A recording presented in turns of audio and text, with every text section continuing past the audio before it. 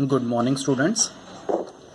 Seventh class में हम exponent powers वाला चैप्टर कर रहे हैं, दैट इज़ चैप्टर नंबर 13 और उसकी आज हम 13.2 एक्सरसाइज आज हम स्टार्ट करने वाले हैं। तो यहाँ पे हमें फर्स्ट क्वेश्चन जो हमें दिया हुआ है कि हमने एक्सपोनेंट के लॉज को यूज़ करके हमने सिंप्लीफाई करना है और हमें एक्सपोनेंटल फॉर्म में हमें आंसर देना है।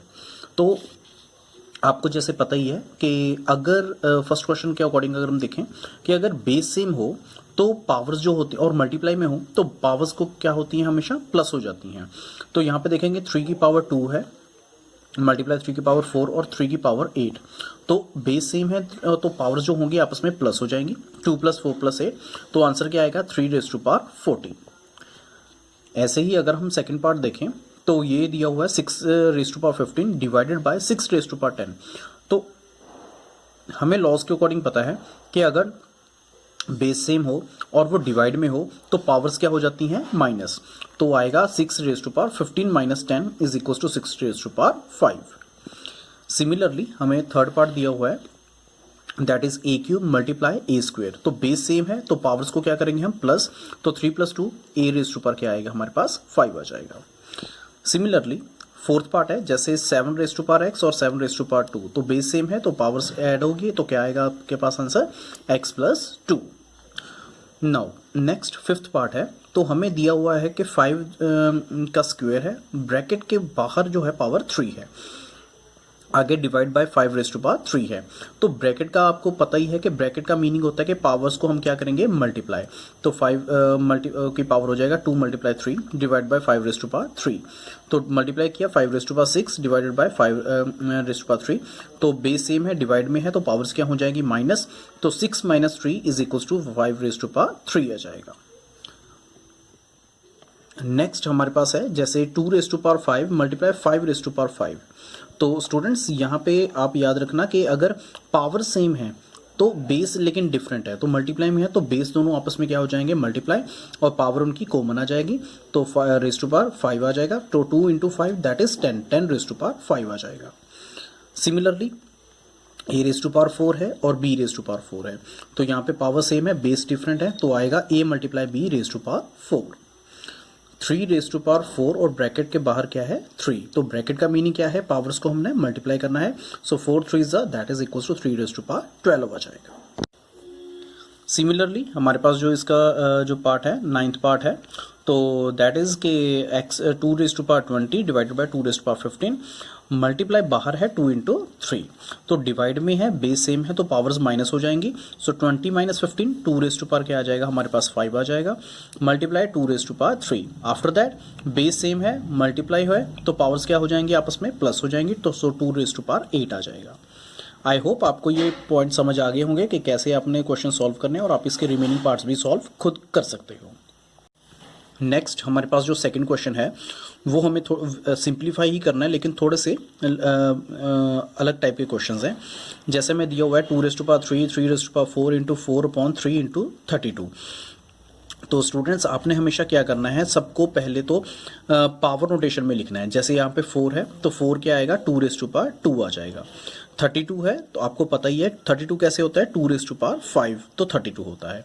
तो यहाँ पे जब आप लिख लोगे तो अब आपने इनको सॉल्व करना है। ऊपर जैसे बेस सेम है तो पावर्स दोनों की ऐड हो जाएंगी, दैट इज 2�5 × 3⁻4। तो नीचे एज इट इज़ हमारे पास टर्म रह जाएंगी। तो बस अब यहाँ पे आप देखोगे ये टर्म सेम है तो ये दोनों कैंसिल आउट हो जाएंगी। यहाँ पे 3⁻4 है, नीचे 3 है, तो बेस यहाँ पे 3 अगर अकेला है तो इसकी पावर क्या होगी 1 होगी।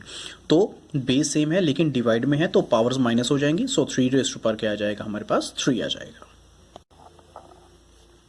सिमिलरली अगर हम सेकंड क्वेश्चन देखें, सेकंड पार्ट, तो इसमें जैसे 5⁻2 है और ब्रैकेट के बाहर 3 है। तो ब्रैकेट है तो इसलिए पावर्स दोनों आपस में मल्टीप्लाई हो जाएंगी। तो 5 की पावर क्या आएगी 6 आ जाएगी। तो नाउ बेस सेम है तो सबसे पहले हम ब्रैकेट को ही सॉल्व करेंगे, बाहर वाली टर्म को बाद में सॉल्व करेंगे।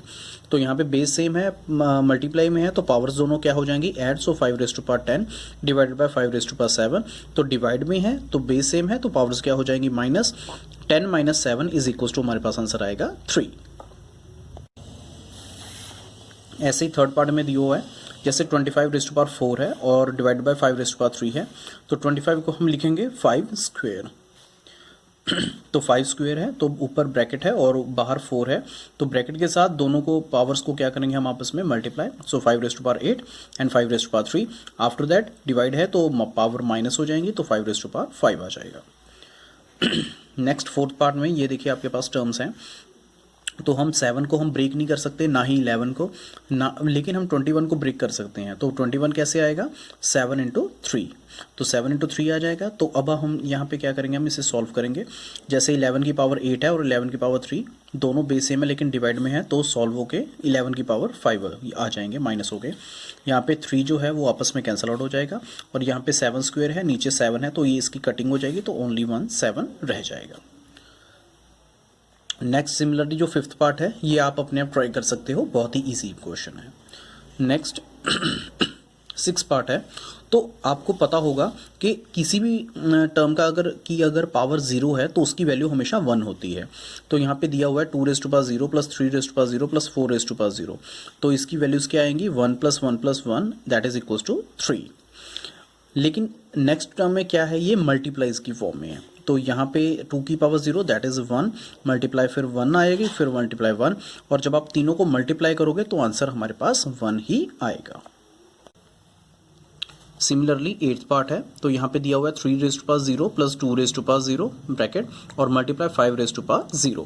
तो आपको पता है कि टर्म की पावर 0 है तो उसकी वैल्यू क्या आएगी 1, यहाँ पे भी वैल्यू क्या आएगी 1, और यहाँ पे बाहर भी क्या वैल्यू आएगी 1 आएगी। तो 1 प्लस 1 सबसे पहले ऐड करेंगे तो क्या आएगा 2, 2 इंटू 1, तो आंसर क्या आएगा आपके पास 2 आ जाएगा। नेक्स्ट नाइन्थ पार्ट में हमें दिया हुआ है 2 raise to power 8 A raise to power 5, यहाँ पे ब्रेक करने के लिए ओनली 4 है, तो 4 को हम क्या लिखेंगे 2 रेज़ टू पावर 2, तो ऊपर पावर 3 है तो मल्टीप्लाई हो जाएंगी दोनों तो टर्म, तो आएगा 2 रेज़ टू पावर 6 आ जाएगा। आफ्टर दैट आप इनको देखिए यहाँ पे कि 2 रेज़ टू पावर ऊपर 8 है, नीचे 2 रेज़ टू पावर 6 है, बेस सेम है, डिवाइड में है तो पावर्स माइनस हो जाएंगी, तो 2 रेज़ टू पावर 2 आ जाएगा। सिमिलरली यहाँ पे भी दोनों टर्म्स को क्या हो जाएंगी माइनस, तो ए रेज़ टू पावर 2 आ जाएगा। नाउ पावर सेम है तो बेस दोनों आपस में मल्टीप्लाई हो जाएंगे, तो आएगा 2a raise to power 2। So next जो 10th क्वेश्चन है स्टूडेंट्स, आप इसे इजीली ट्राई कर सकते हो, तो बहुत ही सिंपल वे से कर सकते हो। नेक्स्ट क्वेश्चन नंबर हमारे पास 3 गिवन दिया हुआ है कि हमें ट्रू और फॉल्स हमें पता करना है स्टेटमेंट्स के, ये वो ट्रू हैं या फॉल्स हैं। तो हमारे पास लेफ्ट साइड और राइट साइड दोनों टर्म दी हुई हैं, तो हमें दोनों को सॉल्व करके चेक करना होगा कि क्या उनमें आंसर इक्वल्स टू है या नहीं है। जैसे फर्स्ट पार्ट है 10 इन मल्टीप्लाई 10 रेज़ टू पावर 11, और यहाँ पे इक्वल्स टू दिया हुआ है 100 रेज़ टू पावर 11।